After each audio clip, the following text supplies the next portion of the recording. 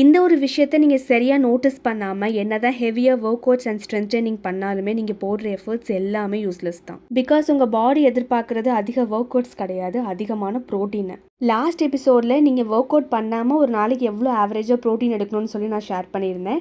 இந்த வீடியோவில் with heavy workouts and strength ட்ரெயினிங்க்கு உங்களுக்கு எவ்வளோ ப்ரோட்டீன் ரெக்குவயர்மெண்ட்னு சொல்கிறேன். ஸோ கண்டிப்பாக வீடியோ சேவ் பண்ணி வச்சுக்கோங்க. அண்ட் இந்த விஷயம்லாம் தெரியாமல் வெயிட் லாஸ் பண்ணுறவங்க ஃப்ரெண்ட்ஸ்க்கு இதை ஷேர் பண்ணி விடுங்க. நம்ம பாடிக்கு எவ்வளோ ப்ரோட்டீன் ரெக்குவயர்மெண்ட் தேவைன்னு சொல்லி நம்ம நிறைய மெத்தடில் கால்குலேட் பண்ணலாம்.